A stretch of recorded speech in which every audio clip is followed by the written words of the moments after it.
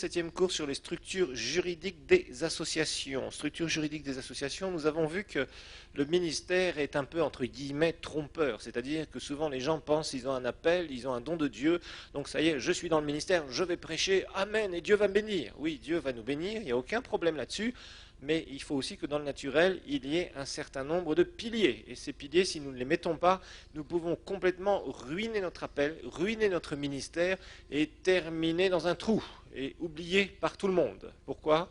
Parce que nous n'aurons pas eu cette sagesse dont nous avons besoin pour manager un ministère. Le ministère, ce n'est pas seulement l'aspect public où quelqu'un vient et prêche ou enseigne devant un microphone et devant des gens. Avec un microphone et devant des gens, c'est bien plus que ça. Ça, c'est la partie que l'on voit de l'iceberg, mais il y a tout le reste qu'il faut manager.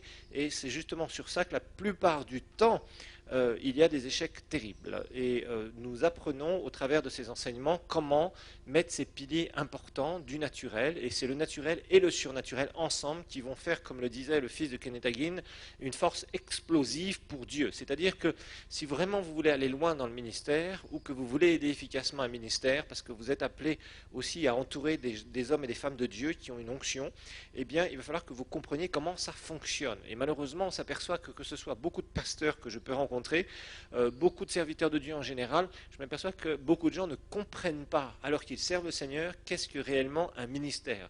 Et ils se retrouvent confrontés devant de gros problèmes qu'ils n'arrivent pas à résoudre, ils n'ont pas compris, ils pensent que tout va se faire dans la prière, ils se retrouvent dans des ennuis gigantesques, ça peut être des ennuis juridiques, ça peut être des ennuis financiers, ça peut être des ennuis de gens qui leur font tout un tas de coups par derrière, alors qu'ils ont un appel de Dieu, tristement, et je vous le dis et je vous le répète, les descendants de Judas ne sont pas morts, ils existent encore, malheureusement. Alors, nous avons commencé à voir pas mal de choses. Nous avons vu la première partie qui était sur les statuts. Je ne vais pas trop revenir dessus, mais je vous rappelle que c'est très important, si vous avez une association ou que vous êtes dans une association, de comprendre ce qui se passe. Qu'est-ce que c'est que la machine associative, sous laquelle les gouvernements en général du monde entier nous obligent de travailler. Il faut le dire, c'est sous l'aspect juridique des associations sans but lucratif où quasiment tous les ministères se trouvent, parce qu'un ministère ce n'est pas une société, ce n'est pas une compagnie, ce n'est pas quelque chose qui va faire des produits et les revendre avec un profit, mais c'est une association de personnes qui se met et qui ont un but très particulier. C'est exactement la définition que nous avons donnée de l'association. Mais malheureusement, eh bien, cet aspect juridique dans le ministère nous pose beaucoup de problèmes. Pourquoi ? Parce que nous avons cet aspect de théocratie, c'est-à-dire Dieu qui règne et qui donne un certain nombre de dons à certaines personnes et qui leur dit, voilà à quoi je t'appelle, voici le don que je te fais, maintenant, vas-y, c'est à toi d'implanter cela sur la terre. Et c'est comme ça que Dieu nous amène dans le ministère. Maintenant, pour réaliser cela, il va falloir qu'on travaille avec des personnes, parce qu'on ne se prêche pas à nous-mêmes, on n'enseigne pas à nous-mêmes, mais nous exerçons le ministère envers des personnes avec une onction.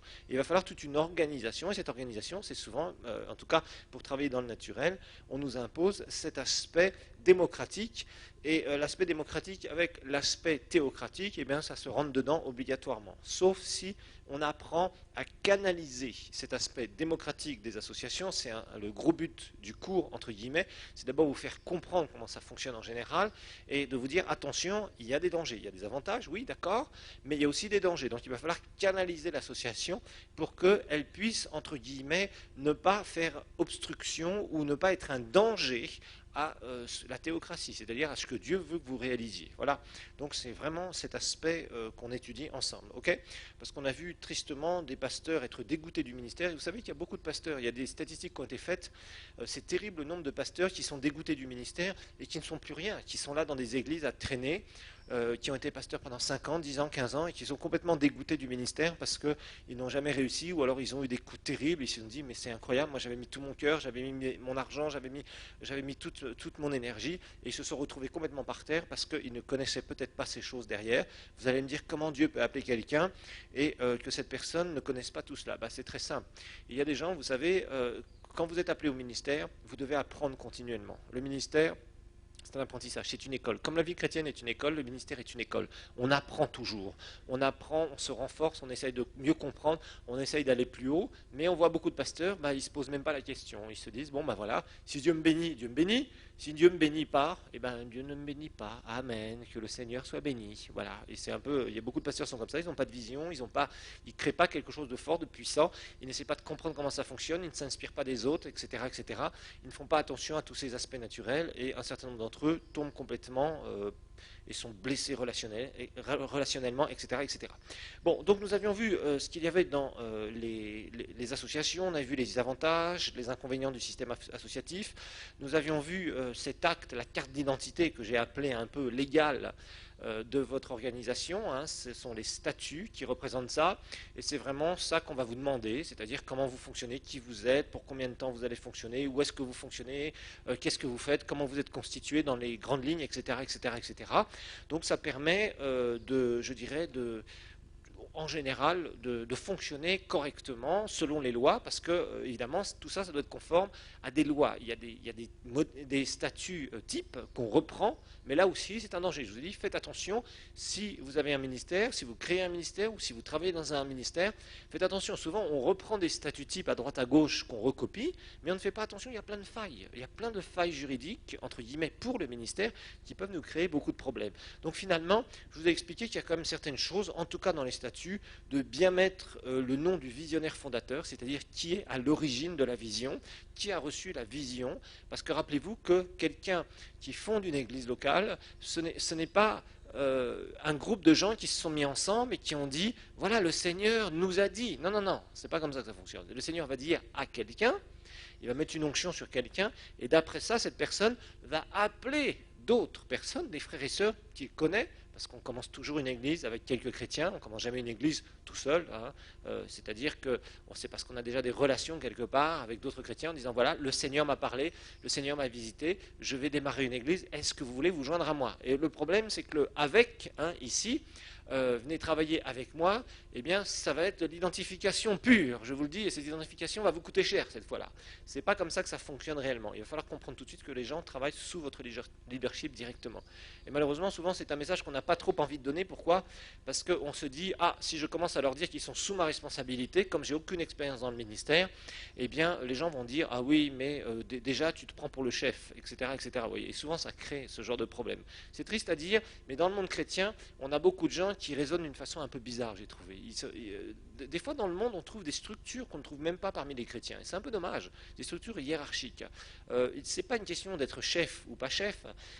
Le leadership, nous le verrons, ce n'est pas une question de titre, c'est une question, nous verrons, d'influence, de respect. Vous aurez tout un cours sur les 21 lois du leadership, entre autres. Et en fait, il faut comprendre que Dieu oint un leader, et ce leader doit aussi prendre ses responsabilités. Alors évidemment, on ne sait pas souvent le faire, ou alors on va le faire de la mauvaise façon au départ, etc. C'est tout à fait normal, on apprend. Alors, je vous ai montré un petit peu tout ce qu'il y avait. Particulièrement, je vous ai dit de faire aussi attention à quelque chose. C'est à propos donc du comité exécutif, hein, et particulièrement du président ou du représentant légal. Je vous rappelle que si vous avez un ministère, vous devez être en charge de votre association. Très important. Ce n'est pas parce que vous prêchez que vous pouvez tout déléguer juridiquement aux autres. C'est très très mauvais de faire ça. Vous devez être à la tête de votre organisation. Et souvent les pasteurs n'ont pas trop envie de faire ça parce que c'est vrai que, comme nous allons le voir d'ailleurs dans le règlement d'ordre intérieur, organiser des assemblées générales, structurer l'association, etc., etc., ça demande un certain travail juridique. Ça demande un travail rédactionnel. Et franchement, il y a des gens, ça ne leur plaît pas, c'est pas agréable à faire. Hein. Vous savez, quand vous prêchez, vous avez envie de prêcher, vous n'avez pas trop envie de vous occuper de rédiger des articles d'un règlement d'ordre intérieur. C'est pas très intéressant, c'est pas très passionnant, et pourtant il faut le faire. Il faut le faire. Il faut apprendre à le faire, et malheureusement, souvent, on le néglige et ça nous coûte cher. Alors, ce qu'il faut vraiment mettre dans cela, en tout cas déjà en protection, c'est que le visionnaire doit être le représentant légal et que le représentant légal n'est pas élu. Les autres membres du comité exécutif sont élus, il n'y a pas de problème. Mais le représentant légal, c'est le visionnaire, et lui, il n'est pas élu. Ça veut dire qu'il ne peut pas être renversé avec un système démocratique, du lobbying, des gens qui viendraient par derrière, qui essaieraient de faire rentrer gentiment des membres dans l'association, bon chrétien, bonne tête, grand sourire, mais un couteau dans la poche. Vous voyez ce que je veux dire? Tristement, ça existe, je tiens à vous le dire. Je vous ai donné certains témoignages tristes, mais ça existe. Donc il faut être conscient de ces choses. Ce n'est pas courant, mais ça peut exister. Et surtout, si votre appel est grand, très souvent, vous allez avoir beaucoup d'opposition à un certain moment, parce que le diable frappe fort les gens qui veulent monter dans le Seigneur, les gens qu'on appelle forts, des gens qui ont un impact contre le royaume des ténèbres. Ceux-là, le diable, c'est vraiment leur cible, ses cibles préférées, vous voyez, parce que l'ennemi veut dégommer les têtes, parce qu'il veut empêcher le royaume de Dieu d'émerger. C'est normal, je veux dire, c'est normal, parce que si vous ne faites rien pour le Seigneur, si vous avez une organisation qui ne bouge pas, qui ne fait pas grand-chose, le diable vous laissera tranquille. Ou alors il y aura des histoires entre vous, histoire de se partager quelques dollars, quelques trucs, quelques machins, mais bon, c'est tant pis, vous baillerez entre vous. Mais quand vraiment vous faites l'œuvre du Seigneur, il y a de l'opposition. Jésus nous a dit qu'il y aurait des persécutions, qu'il y aurait des oppositions, qu'il y aurait tout un tas de choses qui s'opposeraient, qui vous empêcheraient d'avancer. Et ça fait partie, ce que les paroles de Jésus sont réelles. À partir du moment où vraiment vous allez marcher dans le Seigneur, vraiment vous allez vouloir aller loin, eh bien il va y avoir de l'opposition, il va y avoir des choses parfois terribles. Et si vous avez des trous dans votre association, si vous avez des trous dans votre caractère, eh bien l'ennemi va essayer de s'infiltrer par ces trous et faire tout ce qu'il peut pour dégommer votre ministère. Donc il faut se protéger, il faut apprendre à se protéger. Donc le mieux c'est de faire ça. Ce n'est pas de la dictature, c'est simplement une protection. Je vous rappelle que les Américains, eux, sont passés outre de cela, ils ont simplement mis leur nom et Ministries après. Benin Ministries, Kenneth Copeland Ministries, etc. Ministries, vous en avez partout, Creflo Dollar Ministries, etc., etc., etc., etc. Vous en avez partout, ils mettent leur nom et ils mettent Ministries, donc directement on sait qui est le fondateur visionnaire du ministère, rien qu'en regardant le nom du ministère, vous voyez. Mais je vous ai dit que dans le monde francophone, les gens n'acceptent pas facilement cela. C'est très anglophone, c'est très, très mentalité anglophone. Les francophones ont tendance à dire « Ah, qu'est-ce que c'est que ça? C'est de l'orgueil, il veut se montrer, etc., etc. » Et en général, les gens ne font pas cela. En général, on met plus des noms, soit des noms bibliques, etc., etc., sur des ministères, parce que ça gêne la mentalité du monde francophone. Alors, nous avions vu que le règlement d'ordre intérieur, nous avions déjà bien avancé, on va continuer. Et je vous rappelle que l'idée du règlement d'ordre intérieur, il y a toujours d'abord un article dans vos statuts qui vous diront qui va rédiger le règlement d'ordre intérieur, et je vous ai dit de faire attention à cela aussi. Mettez que c'est le visionnaire fondateur qui doit rédiger. Ne mettez pas de délai, mais au moins c'est lui qui le fait, avec éventuellement l'aide du comité exécutif. Si vous mettez ça, ça vous laisse en charge de votre organisation. Rappelez-vous, vous devez, si vous avez un ministère, si vous êtes loin de Dieu, être en charge de votre organisation. Donc il y a forcément un petit article qui parle du règlement d'ordre intérieur. Et ce règlement d'ordre intérieur, ça va être vous allez devoir le rédiger, parce que c'est vous qui avez la vision. Rappelez-vous que les gens qui vous suivent, ils suivent une vision. Cette vision, elle doit être claire de votre part, elle doit être transmise vis-à-vis des gens qui vous suivent. On verra que le leadership, c'est de l'influence. C'est une grande définition du leadership. Et pour avoir de l'influence, il faut avoir une vision qui soit claire. Et cette vision claire doit être correctement transmise à toutes les personnes qui travaillent sous votre leadership. C'est très important. Si les gens comprennent ça, ça marche très très bien. Parce qu'on marche dans les principes du royaume de Dieu. Quand c'est le flou, quand on ne sait pas. Il n'y a rien de pire que des gens qui sont autour d'un leader et qui sentent que le leader ne sait pas où il va. Ça, c'est très très mauvais. Très mauvais. Donc en tant que leader, il va falloir que vous preniez votre position et d'amener les gens quelque part. Quand les gens sentent que le leader ne sait pas où il va, ils sont là, ils attendent, bon, ils commencent à argumenter, ils disent oui, pourquoi il ne fait pas ça, pourquoi il ne fait pas ça, moi je serai à sa place, etc., etc. Et c'est normal parce que les gens ont la tête occupée à ne rien faire par rapport à la vision. Par contre, quand vous avez une vision claire, c'est bon, les gens foncent avec vous, et puis petit à petit, eh bien, vous voyez des bonnes personnes qui vous entourent. Et je vous rappelle que ce n'est pas facile de trouver des bonnes personnes pour être entouré dans le ministère. Des gens qui sont loyaux, des gens qui sont fidèles. On a une très bonne définition il y a quelque temps du pasteur Sanogo à propos de la fidélité, et c'est vraiment travailler dans la vision d'un autre, la fidélité. C'est vraiment typique, et on a besoin de gens fidèles, qui sont prêts à se donner pour la vision du leader. Et c'est pas facile de trouver des gens comme ça, parce que souvent les gens veulent avoir leur propre vision. Et c'est vrai que les gens souvent disent, voilà, quand ils sont un peu mécontents de quelque part, ils disent, voilà, hein, c'est un peu les Israélites qui disent, nommons-nous un chef et retournons en Égypte. Voilà, c'est tout à fait typique. Et ça, on en a beaucoup des gens comme ça. C'est triste à dire. Les gens ont du mal à discerner ce qui vient réellement de Dieu et ce qui ne vient pas de Dieu réellement. D'accord?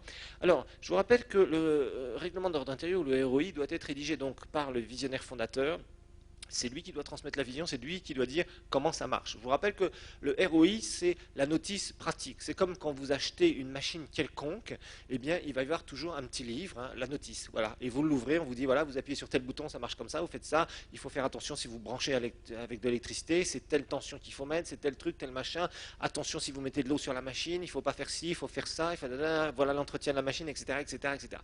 Et en fait, c'est un peu l'idée du règlement d'ordre intérieur. C'est le règlement pratique. Vos statuts, c'était les grandes lignes, les grands piliers, d'accord, votre carte d'identité. Maintenant, il va falloir expliquer comment ça va fonctionner. Et c'est à vous de le faire. Et je vous rappelle que souvent, le pasteur est un peu coincé parce qu'il n'a pas trop de temps à faire, sauf s'il a vraiment de bonnes bases juridiques. Le problème, c'est que souvent, il est dans sa vision de l'euphorie du démarrage, il travaille, il prêche, il voit quelques personnes se convertir, il commence à enseigner les gens, il met en place les systèmes pour les nouveaux convertis. Il est occupé à autre chose que de rédiger un document de dizaines de pages pour expliquer comment l'organisation, l'association va fonctionner. Parce que je vous rappelle que dans une église, de toute façon, l'association n'est pas représentative des membres de l'église. Des associations qui couvrent les églises, c'est des associations où vous avez quelques dizaines de membres, des fois, et pour certaines églises qui parfois ont même des milliers et des milliers de membres.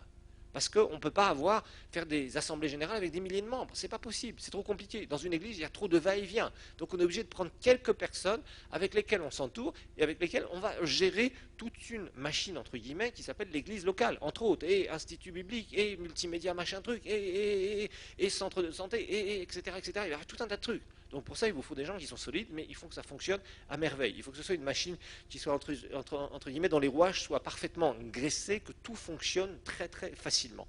Donc ça, c'est un problème qu'on a.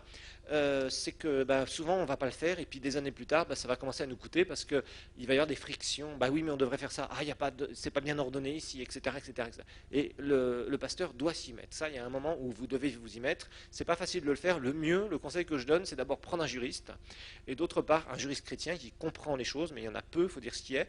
Et puis d'autre part, il nous faut aussi, le mieux au départ, c'est de rédiger un règlement d'ordre intérieur très succinct. Comme ça, vous avez au moins un papier, quelque chose, un petit document. Et puis, au fur et à mesure que vous faites vos armes, entre guillemets, pour votre ministère, vous commencez à comprendre comment votre ministère va fonctionner, parce qu'il est très difficile de décrire quelque chose que vous n'avez pas encore sous vos yeux. Rappelez-vous qu'une vision, c'est immatériel. Il va falloir la rendre matérielle, il va falloir la rendre réelle au travers de votre foi et de votre travail. Et en fait, ce qui va se passer, c'est qu'après, vous pouvez faire des modifications de règlement d'ordre intérieur au fur et à mesure que vous progressez dans le ministère, c'est mieux. Donc, on a vu la vision, que ce soit bien clair, la description du ministère, l'organigramme. On a vu la qualité des membres aussi, l'adhésion. Alors là, il faut bien mettre, il faut faire très attention. Je vous rappelle que toute personne qui rentre dans votre association, c'est une personne qui va avoir un droit de vote, donc un droit décisionnel. Rappelez-vous que l'Assemblée générale, c'est l'organe suprême.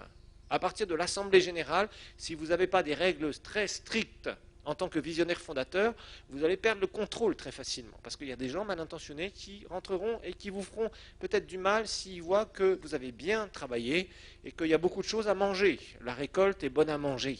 Il y a des gens qui sont comme ça, je vous assure. Qui viennent, qui repèrent certains endroits où les choses marchent bien, ils infiltrent leurs amis et ils commencent à prendre le contrôle et ils vous mettent dehors et ils mangent tout ce que vous avez fait. Vous voyez, et ça, il faut faire très très très attention. Okay, alors, il y a la radiation, on en a parlé, ça aussi, faites très attention. Radiation pour démission, radiation pour exclusion, etc. Faites très attention. Tout ça, ça doit être extrêmement légal. Ça doit être fait avec des procédures, on en a parlé. Il faut que ce soit précisé dans votre règlement d'ordre intérieur. Toutes les histoires de gens qui sont le colportage, la démission tacite, par exemple, des gens qui ne sont plus dans les activités. Il faut régulièrement mettre à jour la liste de vos membres. C'est très important. Parce que ces membres-là, ce sont eux qui vont venir dans vos assemblées générales. Et je vous rappelle qu'il y a cet aspect très important au niveau de l'Assemblée générale parce que les membres viennent, il faut que ce soit les membres actifs. Et comme vous ne pouvez pas travailler avec des centaines de membres dans une association d'églises qui couvre une église ou des églises, c'est trop compliqué. Vous allez travailler avec quelques dizaines de personnes et il faut que cette liste soit actualisée régulièrement. D'accord ? Sinon, vous allez vous retrouver avec un absentéisme, un taux d'absentéisme trop important. Et donc, quand vous allez convoquer vos assemblées générales, vous allez vous retrouver avec un nombre, une proportion inférieure à ce qu'on appelle le quorum. On a vu ce que c'était que le quorum. Vous vous rappelez le quorum ?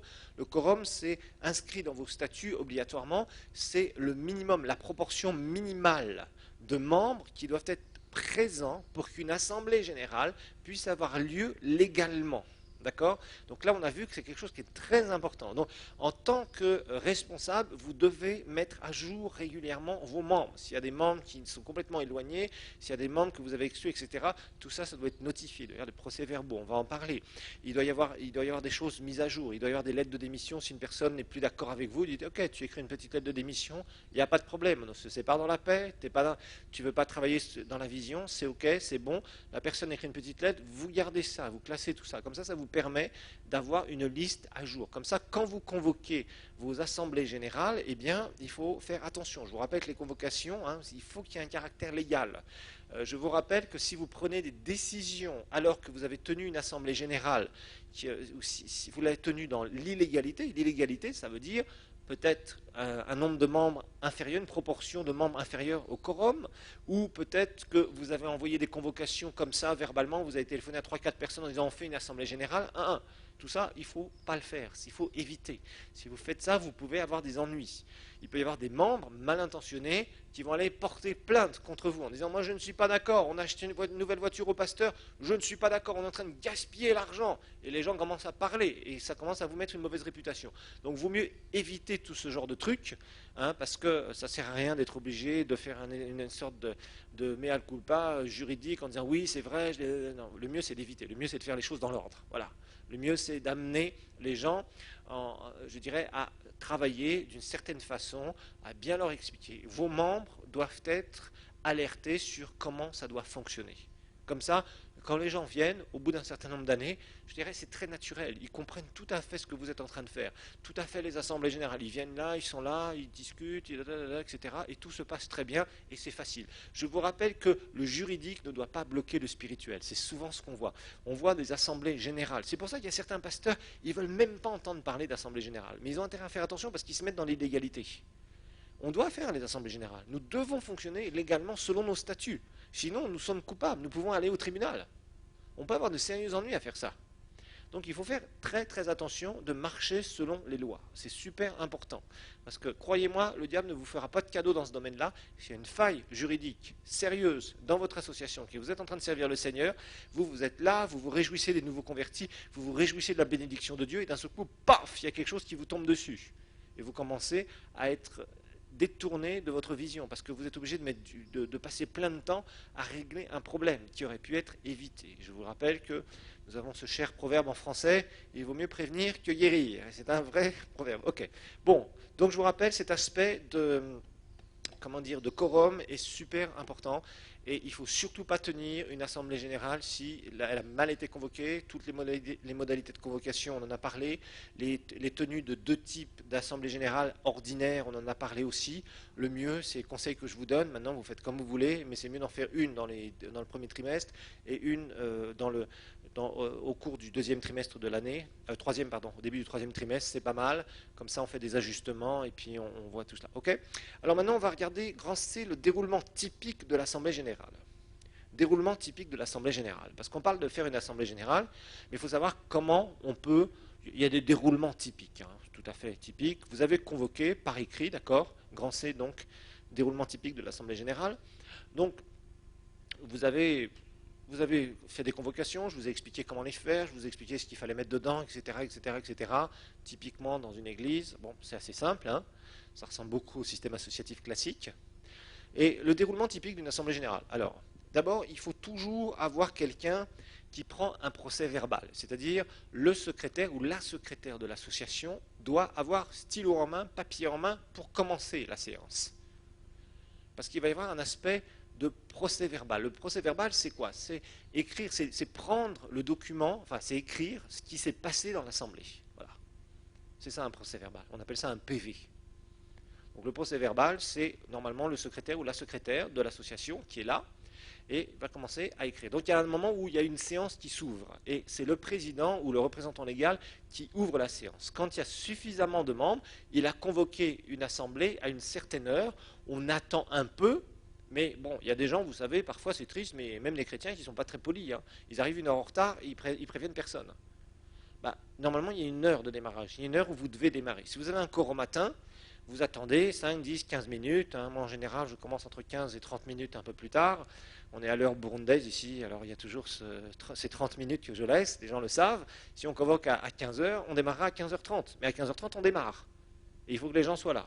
Et à ce moment-là, le quorum doit être atteint et on démarre. Donc il y a une ouverture de séance. Donc il y a une ouverture officielle, une heure d'ouverture officielle. D'accord. Donc le représentant légal ou le président, ben voilà. Alors ensuite, normalement, on fait signer le PV de la séance précédente. Signature du procès-verbal de la séance précédente. Et en même temps, on en profite pour rappeler ce qu'on a décidé. Donc, si on fait signer le procès-verbal, et souvent, ce qu'on fait, c'est évidemment, on en profite pour rappeler, pour rafraîchir les mémoires, en disant, voilà, la dernière Assemblée Générale s'est tenue en date de voilà ce que nous avions décidé. Brièvement, vous lisez hein, sans vous étendre, sans perdre trop de temps. Ne faites pas des assemblées générales qui durent 3, 4 ou 5 heures. C'est inutile. Si dans vos associations ou votre ministère, il y a des assemblées générales qui durent 3, 4 ou 5 heures, c'est que vous avez un problème. Une assemblée générale, ça doit être rapide. Ça ne doit pas durer des heures et des heures et des heures. Si ça dure des heures et des heures et des heures, ça veut dire que soit votre ordre du jour est trop important, trop lourd, et ça c'est pas bon, ou alors ça veut dire que les gens sont en train de discuter, et discuter, et discuter, et discuter, et discuter, et discuter. Ça veut dire que vous, en tant que président ou représentant légal, c'est que vous n'avez pas fait un travail d'approche. Il faut faire un travail d'approche. Vous avez des conseillers. Je vous rappelle que, enfin, on étudiera le comité exécutif, mais le comité exécutif, ça doit être vos conseillers, les conseillers les plus proches. Donc, vous avez un dialogue avec eux. Vous préparez le terrain. L'Assemblée générale, c'est pas là pour commencer à ouvrir de nouveaux débats. C'est pas un endroit où on commence à dire ah oui, au fait, ah oui, mais je. Ouh. On va être obligé d'attendre quelques minutes pour les lumières. Je suis désolé.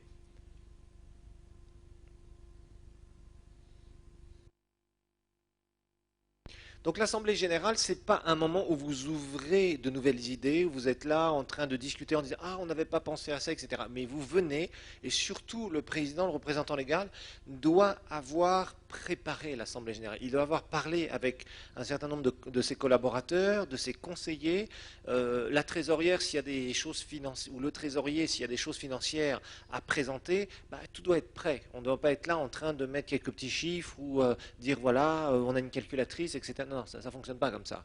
Si vous voulez des assemblées générales correctes, il faut qu'elles soient bien prêtes. Donc, il y a différentes personnes que vous avez autour de vous. Si c'est du juridique, il faudra que la personne soit bien prête au niveau juridique, que la personne qui est membre de l'association ou que vous avez consulté, vous avez présenté un document. Si c'est de la finance, eh bien, il faut qu'il y ait des tableaux, il faut qu'on discute déjà cela. Et si c'est des choses à étudier qui demandent réflexion, eh bien, vous avez déjà donné les documents auparavant, avant l'Assemblée générale. Par exemple, une semaine ou 2 semaines avant, vous avez fait passer en même temps avec vos convocations, hop, vous avez donné les documents en mettant, voilà, ceci est à étudier pour l'Assemblée générale. Bon, vous aurez peut-être un certain nombre de personnes qui n'auront pas étudié cela en venant à l'Assemblée générale, en vous dire, je m'excuse, comme tout bon chrétien qui sait s'excuser, je m'excuse, j'ai pas eu le temps de lire les documents. Bah oui, mais si on n'a pas eu le temps de lire les documents, en Assemblée générale, on n'est pas prêt à venir. Mais des gens viennent parfois comme ça, mais tant pis pour eux, il faut être clair, il faut qu'ils sachent que les choses avancent et que cet aspect juridique, bien, on ne peut pas y passer des heures et des heures et des heures et des heures. Il faut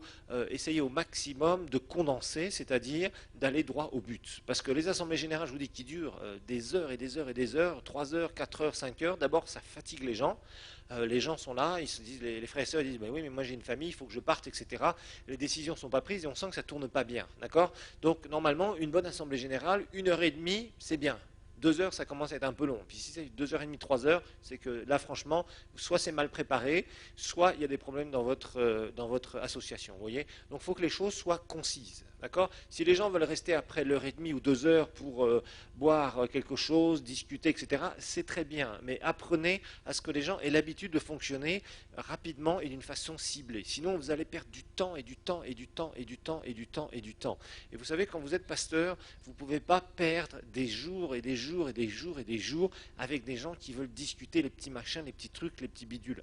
C'est pas gérable. Il faut que les gens comprennent, les gens qui travaillent sur votre leadership, en ayant préparé le terrain, que quand ils viennent à l'Assemblée générale, les choses doivent être tac, tac, tac, tac, tac, directement. D'accord. Il ne faut pas que ça traîne en longueur. Et c'est pareil pour le PV. Comme ça, on a un PV clair, les décisions sont prises et c'est terminé. on a fini, on a quelque chose qui entérine des décisions, mais déjà vous avez préparé le terrain, parce que sinon c'est ingérable. Si vous êtes là, que vous convoquez des gens qui sont au courant de rien, qui ont l'habitude de rien, qui ne sont pas formés correctement, mais vous allez passer des heures et des heures et des heures, et puis l'un va vous poser la question, puis d'un seul coup il va vous demander, oui au fait pasteur, le problème dans l'église, ou etc., pourquoi en pleine assemblée générale? Et vous avez autre chose à faire. Vous êtes là en train de faire une assemblée générale pour avoir un document qui va entériner des décisions, qui va rendre légal des décisions. Donc vous ne pouvez pas perdre votre temps à discuter des trucs et des machins qui n'ont aucun rapport avec l'Assemblée générale. Donc vous voyez, alors il relit l'ordre du jour ensuite, donc le président ou le représentant légal va relire l'ordre du jour, c'est très important. Parce que normalement, dans une Assemblée générale, vous ne discutez rien d'autre que ce qu'il y a sur les points de l'ordre du jour, de la convocation que vous avez donnée. D'accord? Il y a souvent un point qu'on met divers en dernier. Et dans les divers, en général, on demande aux gens. Vous voyez, par exemple, vous avez un certain nombre de points à l'ordre du jour et vous mettez divers et vous posez la question au début de l'Assemblée, est-ce qu'il y a des choses que vous voulez qu'on étudie dans cette Assemblée générale? Et puis vous acceptez ou vous dites non, ça il faudra faire ça dans une Assemblée générale ultérieure. C'est pas possible de faire ça maintenant. Voyez, et à ce moment-là, bon, si c'est des petites choses qu'on rajoute à la fin de la réunion d'Assemblée générale, il n'y a pas de problème. Si on commence à réouvrir un point qui va mettre des heures et des heures à discuter, vous dites, ok, c'est pas grave, on reconvoquera une Assemblée générale s'il faut que ce soit à l'extraordinaire, ou éventuellement, c'est pas très urgent, on peut faire ça à la prochaine Assemblée générale, vous remettez ça à l'Assemblée générale suivante, comme ça vous avez le temps de préparer tout ce qu'il faut, de préparer le terrain, d'avoir discuté avec vos conseillers, vos collaborateurs, et puis après, prendre des décisions rapides. Mais ne perdez pas du temps sur des assemblées générales, franchement, où les gens commencent à discuter de tout et de n'importe quoi. C'est une catastrophe. Il faut avancer, il faut que les choses puissent être concises, précises, qu'on arrive aux objectifs, parce que c'est une structure juridique. Si cette structure juridique vous empêche de fonctionner correctement, vous prenne votre temps. Vous savez, dans le ministère, il y a quelque chose qui est important, c'est ce qu'on appelle la loi de la priorité. D'ailleurs, c'est vrai dans tout leadership, tout leader qui exerce un leadership, il y a des priorités. Si vous gérez mal vos priorités, vous allez perdre votre temps sur des choses qui ne sont pas forcément utiles. Et quand vous êtes dans le ministère, il faut faire très attention parce qu'il y a plein de petits renards qui peuvent venir manger votre vigne, manger vos raisins, etc., parce que vous êtes là en train de perdre votre temps avec tout un tas de trucs qui sont pas l'objectif principal. L'objectif principal, c'est d'accomplir la grande mission que Jésus nous a donnée. D'accord ? Mais pour ça, il faut une structure juridique. Pour ça, il faut que les choses soient légales. Pour ça, il faut qu'il y ait des assemblées qui soient tenues correctement, légalement, etc. Il faut qu'il y ait des décisions qui soient prises. Il faut que ces décisions soient notées dans des procès-verbaux. Par exemple, si vous achetez une propriété ou si vous faites telle et telle chose sur les comptes en banque, il faut que ce soit noté quelque part. Si ce n'est pas noté quelque part, vous pouvez avoir des ennuis. Ça peut impliquer plein de problèmes. Si les gens ne sont pas d'accord avec les budgets, etc., ou vous créez des problèmes avec les budgets parce que vous faites n'importe quoi, ça vous causera bien des problèmes. Alors, il faut, il y a des discussions sur les points à l'ordre du jour, et bien sûr, chaque membre peut exprimer son opinion, d'accord ? Il faut discuter sur les points à l'ordre du jour. Mais très souvent, si vous savez bien y faire, si vous avez une bonne équipe, vous aurez déjà discuté avec, je dirais, les gens les plus... Vous savez, dans une assemblée générale, très souvent, le comité exécutif, ce sont des gens qui sont proches, ce sont des gens, en général, qui sont leaders quelque part, ce sont des gens qui doivent vous aider, vous conseiller à prendre les meilleures décisions. Donc souvent, ces gens-là ont du poids vis-à-vis des autres membres. Dans une assemblée générale, vous verrez, il y a des membres vraiment, ce sont, excusez-moi, mais des figurants, il faut dire ce qui est, pour un certain nombre d'entre eux, ils viennent là parce qu'un jour vous leur avez dit de venir, parce que vous les aimez bien, parce que c'est des braves frères, braves sœurs, mais finalement, en pouvoir décisionnel ou en pouvoir de conseil, ils ne sont pas très forts. C'est pas grave, ils sont là, ils représentent quelque chose, ils sont gentils, ça se passe bien avec eux, ils sont vraiment dévoués à la cause, mais vous sentez qu'ils n'ont pas beaucoup d'idées en général. Bon, il y en a d'autres par contre, ils vont germer d'idées, plein d'idées, ce sont des pépinières à idées, ils vous aident énormément. Et ces gens-là, souvent, il faut les consulter avant. Et souvent, ces gens-là aident à influencer pour prendre les décisions. Et évidemment, chaque membre s'exprime, mais là encore, il faut que les membres comprennent qu'il faut aller dans le sens de la vision. Il faut aller dans le sens du visionnaire. Il ne faut pas que les gens vous mettent des bâtons dans les roues. Si vous avez proche de vous des gens qui sont constamment en train d'essayer de freiner vos décisions, vous ne vous en sortirez jamais. Ces gens-là ne doivent pas être dans votre association. Ça, je tiens à le dire. Il faut des gens qui vous sont loyaux et fidèles. Il ne faut pas des gens qui fassent de la figuration et qui ne disent rien. Non. Des gens qui expriment de bonnes idées, des bons conseils. Des gens à qui vous pouvez dire « qu'est-ce que tu en penses ?» Et quand tu lui dis qu'est-ce que tu en penses, la personne doit être capable de te donner une opinion correcte, une opinion équilibrée, en disant pasteur, bon, moi de toute façon je suis dans la vision, je fonce avec vous dans la décision, mais j'aimerais quand même qu'on fasse attention sur tel ou tel point. Ça, c'est des gens qui sont précieux.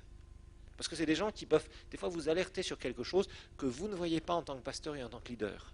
Ça, c'est des gens qui sont très très précieux. Parce que ces gens-là, ils sont avec vous dans le cœur, mais ils sont aussi un peu comme des garde-fous. C'est un peu des gens qui surveillent. Ils disent attention, peut-être que là on peut avoir un danger potentiel. Il faut tout de suite qu'on alerte le pasteur en disant attention pasteur, si on s'engage dans ça, peut-être qu'il peut y avoir ça, ça et ça comme problème qui peuvent survenir. Donc il faut qu'on se prépare. Vous voyez, ça c'est des gens qui sont très précieux. C'est des gens qui ne vous mettent pas des bâtons dans les roues. C'est des gens qui sont avec vous dans la vision dans laquelle vous amenez l'Église, vous amenez le ministère. Mais ce sont des précieux conseillers aussi qui sont capables de vous dire attention là pasteur, faites attention. Là on traite avec telle personne. Je le connais, etc. Et il vous donne quelque chose qui vous permet, ou vraiment, je sens dans mon cœur qu'il faut qu'on soit prudent par rapport à telle et telle situation, par rapport à cet engagement-là. Donc si on le prend, il faudrait qu'on mette ça, il faut qu'on sécurise comme ça, etc. Ça, c'est des gens qui sont très précieux, des gens qui sont bien, des gens qui vous donnent aussi des bonnes idées, etc. etc. Donc vous voyez, donc, les discussions, ça ne doit pas être des discussions où les gens discutent sur la couleur de la moquette. Ils n'étaient pas contents parce qu'au dernier culte, il y avait un néon qui ne marchait pas. Vous voyez ce que je veux dire? Tout comme ça, parce que ça, c'est insupportable, ces gens. Ils sont insupportables dans les assemblées générales. Ils vous racontent des trucs qui n'ont rien à voir avec l'avancement, des décisions qui doivent être prises. Ils vous créent tout un tas de freins, en fait. Ce sont des gens qui freinent. Vous savez, quand vous conduisez, il y a des gens comme ça, quand ils ne savent pas conduire, ils appuient à la fois. D'ailleurs, il y a des sources d'accidents comme ça. Les gens appuient sur l'accélérateur, ils voient un danger, d'un seul coup, ils continuent à appuyer sur l'accélérateur et ils appuient en même temps sur le frein. Ça vous est jamais arrivé d'avoir un accident comme ça parce que vous étiez un peu paniqué, vos jambes se sont un peu emmêlées quelque part, vous voyez? Et ça crée toujours des accidents. Et dans les associations chrétiennes, il ne faut pas des gens comme ça. Il ne faut pas des gens qui appuient sur le frein si vous appuyez sur l'accélérateur, parce que ça peut être dangereux, ça peut créer des accidents, entre guillemets. Vous voyez, il faut des gens qui sont dévoués à la cause, dévoués à la vision que vous avez, à votre vision, et vous les amenez plus haut, mais vous avez besoin de ces conseillers. Vous avez besoin de gens qui ont préparé les choses. Vous leur avez dit, voilà, on va faire ça, ok, qu'est-ce que tu en penses? Ok, maintenant, voilà, et tu vas préparer ça. Commence à préparer toute une étude sur tel ou tel domaine, etc. Ça, c'est des personnes qui sont super précieuses parce qu'elles vous font gagner du temps, elles sont avec vous, et c'est des personnes qui sont vraiment loyales et fidèles dans la vision que vous avez, dans votre vision, et elles vous aident énormément. En fait, elles vous déchargent d'un travail et vous avez confiance en elles. C'est des gens qui vont venir, ils vont vous dire, voilà, bon, j'ai vu ça, j'ai fait ça, bon voilà, et là tu dis, bon, qu'est-ce que tu en tires comme conclusion, etc., etc. Et ces gens-là vous aident, parce qu'ils vous aident à prendre des décisions. C'est de l'aide à la décision, ce qu'on appelle. Et ça, c'est important. Ça s'appelle les conseillers, le bon conseiller.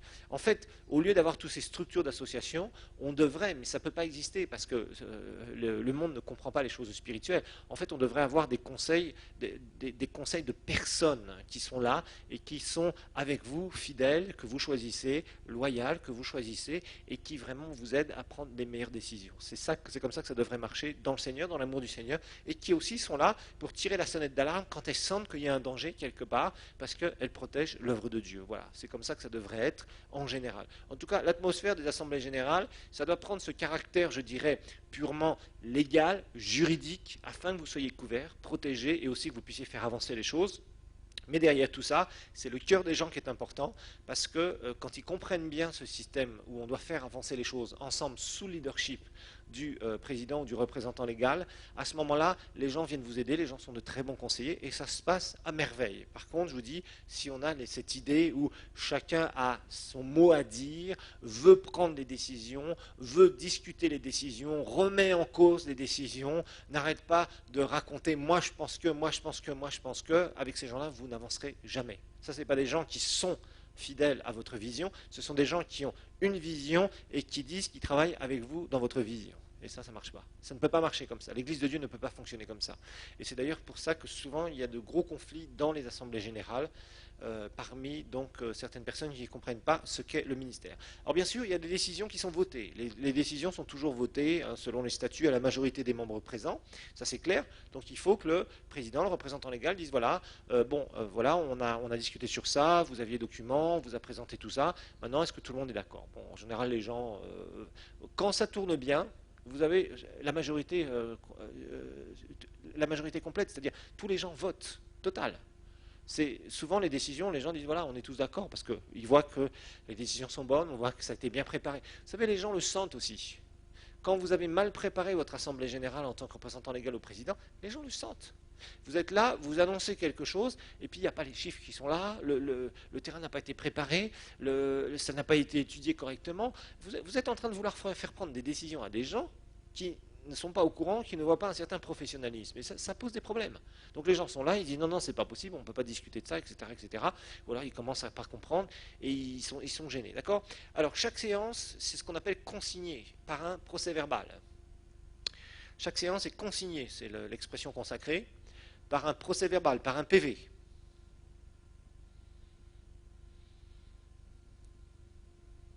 Par un PV. Donc, c'est toujours consigné par un procès-verbal. C'est-à-dire que la secrétaire ou le secrétaire a tout pris par écrit. Alors, pas au détail près, hein, c'est les décisions, etc. Ça aussi, il faut former les gens, parce que souvent, dans le monde chrétien, on n'a pas beaucoup de gens formés. C'est triste à dire. Hein. C'est pour ça qu'il faut vous entourer avec des bonnes personnes qui sont compétentes. Qui ont un bon cœur, ça c'est clair, mais pas des gens qui sont incompétents. Il y a beaucoup de chrétiens qui ont un bon cœur, mais qui sont incompétents, il faut le dire. C'est triste à dire. C'est malheureux à dire. Il vous faut des bonnes personnes compétentes. Ça, c'est ce qu'il y a de mieux. Les bonnes personnes, elles ont un cœur pour la vision que le Seigneur vous a donnée et travailleront de façon loyale et fidèlement pour construire la vision sous votre leadership. Elles n'essaieront pas de contrecarrer, de freiner ou quoi que ce soit. D'accord? Mais vous pouvez avoir des gens braves, gentils, tout ce que vous voulez, honnêtes et sincères, qui ne savent rien dans la vie. Et ça, c'est un problème. Et parfois, il y a des leaders qui sont comme ça, en disant, je vais m'entourer de gens dits ignorants, vous voyez, c'est-à-dire des gens qui sont incapables de faire quoi que ce soit, qui ne comprennent rien, comme ça, je vais pouvoir faire ce que je veux. Ça, c'est une tragique erreur de leadership. Non, il faut que vous trouviez les bonnes personnes. Et ça met des années. Parfois, vous êtes obligé de dire à des gens, écoute, on ne peut plus continuer avec toi, il faut que tu partes. C'est triste à dire, et les gens se sentent frustrés, mais bon, c'est comme ça. Le leader doit savoir prendre ses décisions. C'est triste à dire, c'est difficile parfois. Puis il y a d'autres personnes, au début, elles ne comprennent pas grand-chose, et puis petit à petit, vous les formez, puis au fil des années, elles commencent à comprendre. Et les rouages, c'est un peu comme un rodage. Quand vous achetez une nouvelle voiture, une voiture toute neuve, eh bien, il y a un rodage, parce que les pièces, bon, c'est vrai qu'elles ont été usinées d'une certaine façon, mais elles n'ont pas encore l'habitude de travailler ensemble. Et puis au bout d'un moment, elles apprennent à travailler ensemble. Voilà. Les cailloux, c'est pareil. Dans les rivières, les jolis cailloux bien ronds, eh bien, c'est parce qu'ils se sont frottés quelque part, et au bout d'un moment, ils se sont affinés, ils sont devenus ronds les uns envers les autres. Voilà. Et c'est comme ça que ça fonctionne normalement dans tout ce qui est organisation chrétienne. Donc ça c'est très important, il faut qu'il y ait un PV pour chaque assemblée générale, il faut qu'il soit dactylographié, etc., etc. Il faut un délai, alors vous pouvez mettre un délai dans dans votre règlement d'ordre intérieur, par exemple vous exigez 2 semaines ou 3 semaines ou un mois, hein, pour mettre un délai raisonnable, parce que ce sont des volontaires, la secrétaire ou le secrétaire ce sont des volontaires, donc ils ont un travail à côté, ils ont souvent une famille à côté, il leur faut du temps à côté pour pouvoir rédiger correctement et vous rendre le PV proprement, d'accord?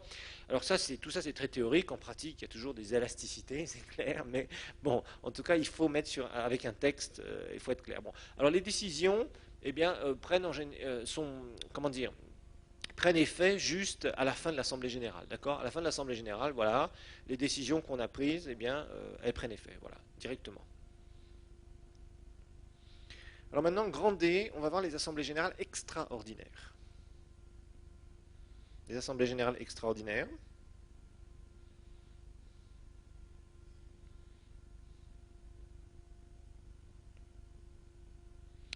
Les assemblées générales extraordinaires, grand D. Alors une assemblée générale extraordinaire, je vous rappelle, c'est en dehors un peu de la monotonie, si on pourrait appeler ça, ou le fonctionnement régulier d'une association. Une association, statutairement, doit avoir une assemblée ou deux. Je vous ai dit que deux, c'était mieux pour un ministère. Il y a des moments où vous devrez prendre une décision rapide. Il y a des moments importants qui peuvent surgir dans une association, dans la vie d'une association, dans la vie donc d'une association qui va couvrir une ou des églises ou des instituts bibliques ou différentes activités chrétiennes, quelles qu'elles soient, d'accord? Selon le but donc de l'objet de votre association, d'accord? Alors ça s'appelle des assemblées générales extraordinaires, donc les AG extraordinaires. Les AG extraordinaires, on va les convoquer. Et statutairement, je vous rappelle que vous avez un article là-dessus toujours. Et en fait, le mieux, c'est que dans le règlement d'ordre intérieur, donc dans le ROI, il vaut mieux mentionner pourquoi il peut y avoir des assemblées générales extraordinaires et comment il faut les convoquer. D'accord? c'est bien de le préciser dans le règlement d'ordre intérieur, parce que ça peut arriver. Alors par exemple, je vous ai mis ça dans les notes, une assemblée générale extraordinaire peut être convoquée par le représentant légal ou par la décision commune d'un tiers des membres. Alors ça dépend, des fois c'est un tiers, des fois ça peut être la moitié, etc., selon vos statuts. L'article X des statuts du ministère, pour tout événement important, prise de décision d'urgence sur l'acquisition ou la cession de biens immeubles, prêt bancaire à contracter d'urgence est décidé en comité exécutif, dissolution du comité exécutif. Parfois, quand il y a des crises dans les associations, il faut dissoudre le comité exécutif. Et ça pose des problèmes. Ou si vous faites un amendement de vos statuts, que d'un seul coup vous dites non, non, il faut d'autres membres permanents dans le comité exécutif, ou on va étoffer le comité exécutif, ça peut arriver. Bon, c'est pas très adroit de faire ça, mais bon, ça peut arriver, c'est vrai. À ce moment-là, il va falloir dissoudre le comité exécutif. Besoin de modification urgente, par exemple, aussi du règlement d'ordre intérieur. Ou alors, il y a des événements qui peuvent être inquiétants. Par exemple, le décès, départ ou démission volontaire d'un des membres du comité exécutif. Là, par exemple, vous vous retrouvez du jour au lendemain sans trésorier ou sans trésorière. Pourquoi? Parce que le trésorier ou la trésorière, eh bien, on a découvert qu'elle est dans un scandale gigantesque dans sa vie personnelle et qu'il faut absolument qu'elle s'arrête. Et on a déjà convoqué, on a essayé, le pasteur a essayé de lui dire, bon écoute, il faut que tu mettes ta vie en règle, faut que ça ne va pas dans ta vie, etc., etc. Et la personne persévère, etc. Et ça commence à prendre des proportions où il va falloir prendre une décision, c'est-à-dire arrêter. Admettons, je vous donne un exemple. Bon, d'un seul coup, paf, il faut prendre une décision. Ou par exemple, d'un seul coup, elle vous appelle, la personne vous appelle, le trésorier ou la trésorière vous appelle, et il dit, bon écoute pasteur, je suis vraiment désolé, je viens d'avoir une mutation dans tel pays. Paf. Et je pars la semaine prochaine. Ah. Ou dans 2 semaines. Oh. Et donc vous vous dites, bah voilà, il nous faut quelqu'un. Et entre-temps, il faut faire une reprise, parce qu'il faut qu'il y ait une nouvelle personne qui vienne, vous ne vous y attendiez pas, ça arrive, et là, il va falloir convoquer une assemblée générale extraordinaire, parce qu'il va falloir voter un trésorier ou une trésorière à la place de celui qui va partir ou de celui qui ne veut pas se repentir ou quoi que ce soit. Vous voyez, bon, il peut y avoir un décès, ça peut arriver, d'accord. Bon, il y a toutes sortes de choses. Ou par exemple, vous avez une petite crise, il y a 1 ou 2 membres du ministère qui commencent à faire des histoires épouvantables et il faut prendre... vous savez, des fois, il y a des gens qui deviennent, dans leur tête, ça ne tourne plus. Sous des pressions spirituelles, parfois, il y a des gens bizarres. Hein. On en trouve, ça arrive dans la vie d'associations. Et là, il faut expulser ces personnes rapidement, il faut les chasser rapidement de l'association, les radier. Et là, il faut prendre une décision rapide, parce qu'ils commencent à faire des dégâts, ils commencent à divulguer des choses, ils commencent à faire tout un tas d'histoires, etc., etc., etc. Donc là, il faut prouver qu'il y a tort, que maintenant, légalement, cette personne doit sortir de l'association. Voilà. Bon, enfin, bref, il y a plein de choses qui peuvent être faites pour être, des raisons pour lesquelles on peut convoquer une assemblée générale extraordinaire, mais c'est bien de le mettre dans le règlement d'ordre intérieur. Comme ça, vous pouvez vous permettre. Alors, le représentant légal convoque une assemblée, peut aussi convoquer une assemblée générale quand il sent qu'il peut être menacé aussi dans son comité exécutif. Parfois, ça arrive dans certaines associations et c'est bien de le mettre dans votre règlement d'ordre intérieur. Si d'un seul coup, le comité exécutif commence à vouloir faire une sorte de coup d'État par derrière ou commence à contrecarrer constamment vos décisions ou qui ne viennent pas, par exemple, la politique de la chaise vide. Vous voyez, quand des gens sont dans la grogne, eh bien parfois, alors ça c'est de la mauvaise ambiance, ça arrive dans certaines associations, surtout celles qui commencent à grimper, etc. Ben, il y a des vagues, il y a des fois des difficultés. Et puis vous avez des gens, vous avez un comité exécutif qui constamment vous contrecarre. Ils essayent, ils ont fait du lobbying, ils ont cherché, ils discutent entre eux en dehors, etc. Et quand vous les convoquez en comité exécutif, ils viennent avec 1 heure de retard. Vous êtes là, vous avez convoqué, vous avez 3 ou 4 membres avec vous, et vous êtes tout seul en train d'attendre, vous voyez, des choses comme ça. Il y a parfois des gens qui font des choses comme ça. Donc il faut avoir un moyen de pression qui permette justement de dire, ces gens-là, ça suffit maintenant, moi, représentant légal, je convoque une assemblée générale extraordinaire, et puis on va révoquer ces gens-là, ou on va leur demander de s'expliquer, etc. Alors en général, c'est assez houleux, ça pose beaucoup de problèmes d'avoir ce genre d'assemblée générale, mais bon, parfois il faut le faire. Mais il faut que vous gardiez le contrôle. Alors, les modalités de convocation, en général, le mieux, c'est de mettre les mêmes que pour les assemblées générales ordinaires, d'accord. Alors, là aussi, parfois, il y a un moyen de pression aussi qui peut être dangereux pour le visionnaire.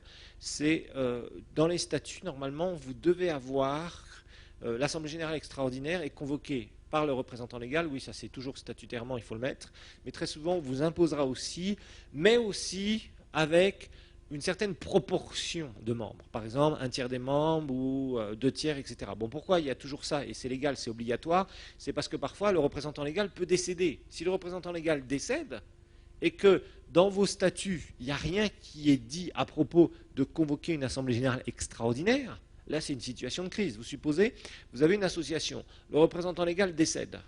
Si dans vos statuts, vous n'aviez pas un article qui vous permette, donc de pouvoir convoquer une assemblée générale extraordinaire en dehors du représentant légal, ben, ça peut poser des problèmes. Ou si, par exemple, le représentant légal d'une association, le président, donc, fait n'importe quoi, et là, ça ne va plus du tout, ben, il faut quand même avoir une certaine marge de manœuvre de la part des membres pour convoquer une assemblée générale extraordinaire.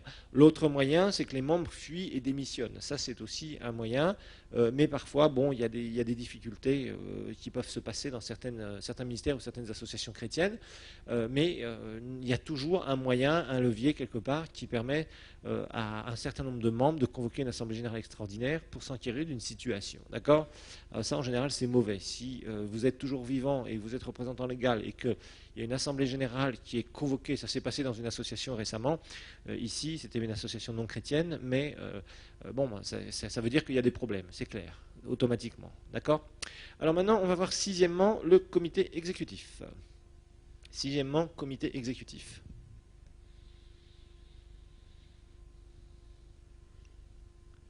Le comité exécutif, dont vous allez décrire qui il est, hein, c'est qui le comité exécutif, combien il a de membres,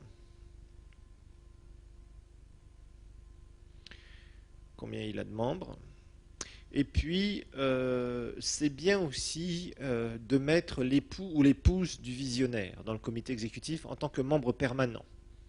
Ça, c'est un conseil que je donne.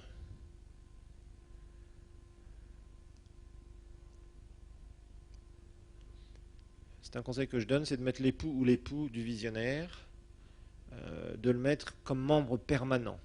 Pas forcément comme trésorier, non, mais comme membre permanent, c'est bien. Parce que si vous êtes deux déjà dans un comité où il y a 5 personnes, c'est bien. Ça permet toujours de voir à peu près. Rappelez-vous que c'est votre ministère, ce n'est pas le ministère des autres.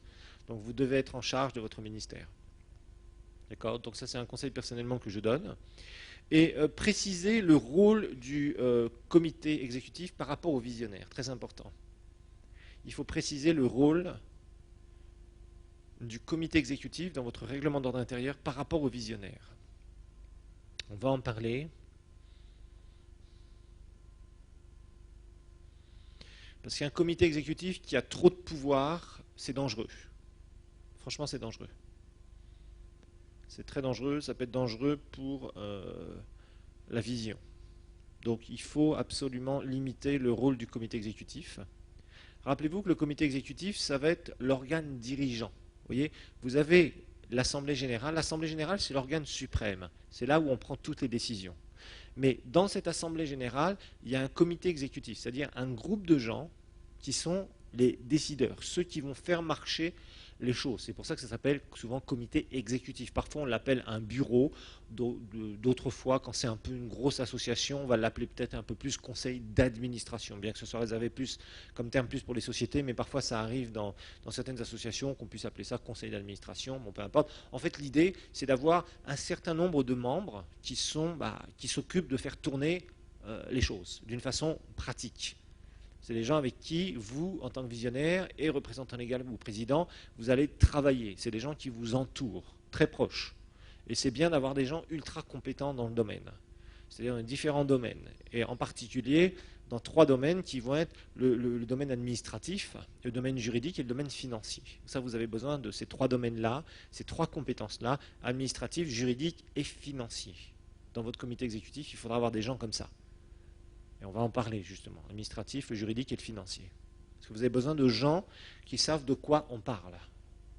Si vous avez une grande vision, obligatoirement, vous allez avoir une grosse organisation. Cette grosse organisation doit clairement être établie et sur de bonnes bases. Il y a des gens qui sont compétents, de bons chrétiens, loyaux, fidèles, qui ont de bonnes compétences, et ces compétences, vous devez les chercher, et ces gens-là doivent être vos conseillers, ils doivent vous aider dans différents domaines. On va le voir particulièrement là dans ce temps-là. Alors, sa composition, bien sûr, numéro 1, sa composition. Alors, évidemment, vous recitez les articles. L'article 15, par exemple, des statuts du ministère X, il est composé de tant de membres. Bon, alors, représentant légal, toujours visionnaire du ministère, d'accord? Représentant légal ou président, vice-représentant légal ou vice-président. En général, c'est comme ça qu'on fait un comité exécutif. Ensuite, trésorier et secrétaire. Donc, représentant légal au président, qui est toujours le visionnaire. Rappelez-vous qu'il n'est pas élu. Ensuite, vice-représentant légal ou vice-président ou vice-présidente, trésorier ou trésorière, secrétaire. Et puis, comme je vous le disais, le mieux c'est de mettre le conjoint dans le comité exécutif, qui souvent évidemment participe à la vision. Parce que rappelez-vous que votre conjoint, normalement, doit participer à la vision que vous avez reçue. Parce que rappelez-vous que si vous êtes dans le ministère, vous avez engagé votre famille. Et parfois, l'époux ou l'épouse peut ne pas prêcher ou enseigner. Par exemple, Joyce Meyer, son mari intervient apparemment rarement, jamais dans les grandes sessions. Peut-être, je ne sais pas s'il fait des choses à droite à gauche, mais il administre tout le ministère derrière elle. Et c'est précieux. Donc évidemment, il est dans son board, dans son conseil d'administration. Vous voyez ? Bon, c'est bien, il faut avoir l'époux ou l'épouse, parce que l'époux ou l'épouse est impliqué. La famille est impliquée, votre famille est impliquée. Vous êtes dans le ministère, votre famille est impliquée. Donc il faut que votre époux ou épouse sache exactement ce qui se passe. D'accord ? Alors, on va, dans le cours suivant, détailler le rôle de chaque membre du comité exécutif, parce que chacun a son rôle et a un rôle spécifique. On ne peut pas faire n'importe quoi et il faut que les gens comprennent leur rôle. Vous savez, souvent, j'ai remarqué qu'il y a des conflits entre les gens quand, au départ, on n'est pas bien d'accord. On n'a pas expliqué. Si vous êtes leader, il faut expliquer à chacun son rôle. Et souvent, malheureusement, le leader oublie de faire ça ou le fait d'une façon très floue. Et les gens sont toujours en train de dire qu'au bout d'un moment, quand il y a des pressions, ils commencent à dire « Ah oui, mais moi je pensais que tu pensais que je pensais que tu pensais. » Vous voyez ce que je veux dire ? Voilà. Et on se retrouve dans la confusion. Et c'est très très souvent le cas. Très souvent le cas. C'est vraiment le cas pour les mariages, ça c'est tout à fait typique. Mauvaise préparation. Mais c'est le cas aussi beaucoup dans les associations chrétiennes. Et on se retrouve des fois avec des pressions ou avec des choses où les gens ne comprennent pas leur rôle. Donc si vous ne définissez pas correctement les rôles, et souvent le problème du pasteur, c'est qu'il a besoin de gens pour l'aider. Donc il va prendre les personnes qui sont dispo. Mais les personnes dispo ne sont pas forcément les meilleures personnes, tristement. Et ça met du temps, je vous le rappelle, ça met du temps. La majorité des associations qui ont commencé avec des membres fondateurs ne restent qu'avec 2 ou 3 membres fondateurs au départ, 5 ou 6 ans plus tard ou 10 ans plus tard, il ne vous reste plus que 2 ou 3 membres fondateurs sur la liste. C'est classique, c'est tout à fait classique dans le monde chrétien. Donc, obligatoirement, ces gens-là, soit ils seront partis, soit ils seront en désaccord avec vous et ils ne veulent plus entendre parler de vous, soit il y aura eu des conflits, soit il y aura eu des gens qui auront déménagé, soit ils seront morts, tristement certains. C'est triste à dire, mais parfois ça arrive. En tout cas, pour X raisons, éloignement géographique, toutes sortes de choses. Ça, c'est tout à fait classique. D'accord ? Alors, on va regarder quand même le représentant légal. Numéro 1, représentant légal. Et là encore, il faut répéter. Représentant légal, c'est toujours le visionnaire fondateur, ou l'un des visionnaires, mais le visionnaire. Okay ? Et son rôle, c'est toujours diriger le ministère.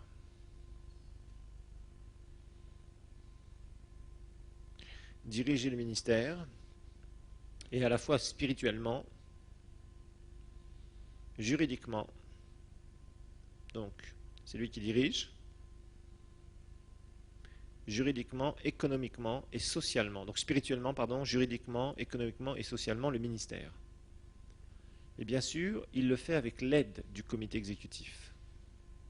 Donc il dirige spirituellement, juridiquement, économiquement, socialement le ministère, mais il le fait avec l'aide du comité exécutif.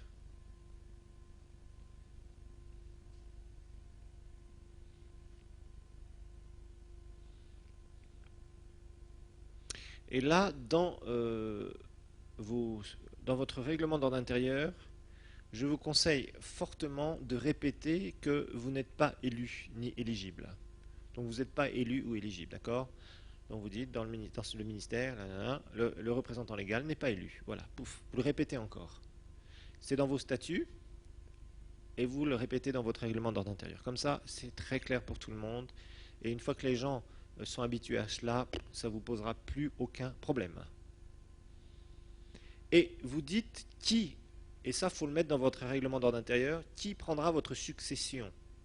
Parce que vous pouvez mourir. Amen. Donc le mieux c'est d'écrire. Comme ça il n'y a pas d'équivoque possible, d'accord? D'office, un tel prend la succession. Alors, vous pouvez mettre votre épouse, votre époux.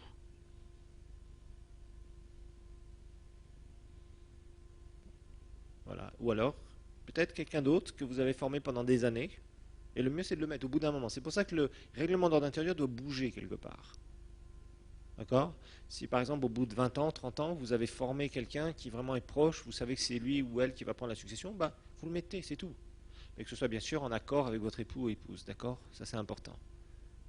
Mais c'est bien, comme ça, bon, vous mettez les délais de la succession, etc. Comme ça, c'est clair. Parce qu'on verra que l'aspect de la succession, c'est un aspect qui est très délicat dans une vision. Très délicat. On en parlera sur les lois du leadership. D'accord? Alors, le rôle du, comment dire, du représentant légal ou du président, c'est bien sûr de convoquer les différentes réunions du comité exécutif, donc du CE, comité exécutif CE. Donc, il convoque les différentes réunions du comité exécutif et les assemblées générales.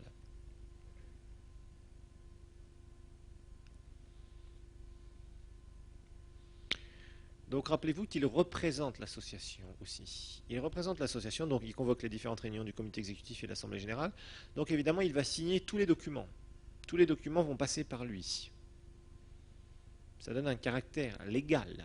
C'est un pouvoir qu'il a. Un pouvoir de signature. Donc tout ce qui va être contrat de location, les prêts bancaires, les actes notariés, etc., etc. Donc il va signer contrat de location, prêt bancaire. Il représente l'association, d'accord? Mais attention, ne signez rien directement. Il faut que toujours vous soyez, ce soit endossé par quoi? Par un comité exécutif et ou l'assemblée générale. Attention, d'accord? Vous avez un pouvoir de signature en tant que représentant légal, mais attention, avec des décisions qui ont été prises légalement.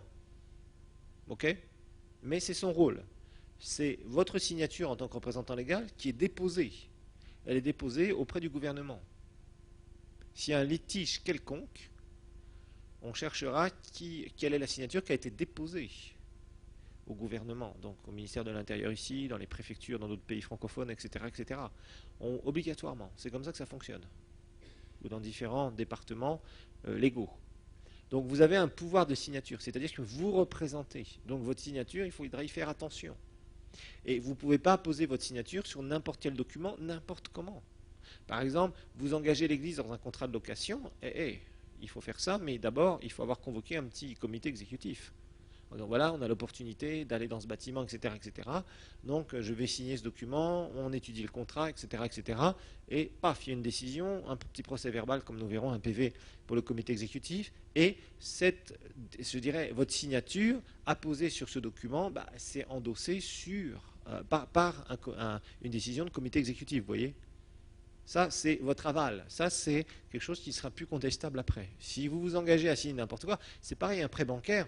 D'abord, une banque ne vous fera pas un prêt bancaire si vous vous pointez comme ça dans une banque en disant « je suis représentant légal, machin truc, je voudrais emprunter X dizaines de milliers de dollars. » On vous dira « monsieur, présentez-nous un procès verbal d'une assemblée générale vous donnant le pouvoir. » Comme quoi, vous avez la capacité juridique à ce moment-là par rapport à cet emprunt. Et vous devez montrer, c'est la même chose si vous signez pour un bâtiment, si vous achetez un terrain, si vous achetez des choses où il faudra apposer une signature quelque part. Obligatoirement, on va vous demander quoi? On va vous demander donc une assemblée générale, un procès verbal d'assemblée générale, qui doit être d'ailleurs notarié, qui doit être reconnu par un officier de l'État. Ça, c'est obligatoire. Si vous signez quelque chose comme ça, et qu'il y a une contestation après, attention, ça peut vous coûter cher, très cher. Mais c'est votre rôle. Maintenant, rappelez-vous, vous travaillez sous un système juridique associatif. Ce n'est pas en votre nom que vous faites ça au nom de l'organisation que vous représentez. Donc vous avez un caractère légal auquel vous devez faire très attention. Il faut faire très très attention à ça. Ne faites pas attention à ça, tôt ou tard vous aurez des ennuis. Alors, il définit les attributions aussi des membres du comité exécutif.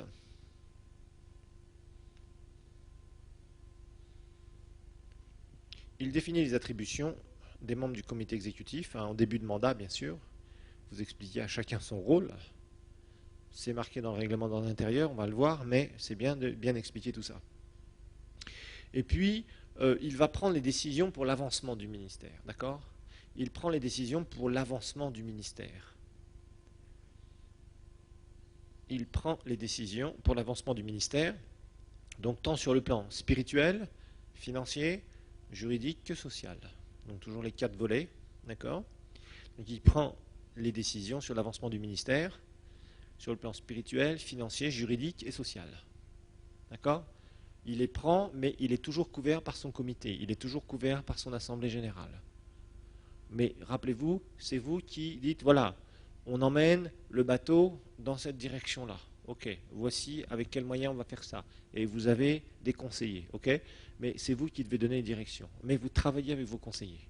Si vous commencez à jouer le leader solitaire qui ne veut jamais rien communiquer avec les gens qui sont dans votre association, vous allez avoir des problèmes. Il faut savoir le faire. Vous voyez, c'est un peu l'équilibre entre les deux. Il ne faut pas que les membres de l'association vous empêchent d'aller plus haut, mais il ne faut pas non plus que vous choisissiez d'aller tout le temps plus haut tout seul. Vous voyez un peu l'équilibre qu'il doit y avoir entre les deux. Parce que de toute façon, dans le leadership, vous ne réussirez jamais tout seul. Il faut que les gens aient confiance en vous. Et pour que les gens aient confiance en vous, vous devez construire une relation avec les personnes qui sont vos conseillers.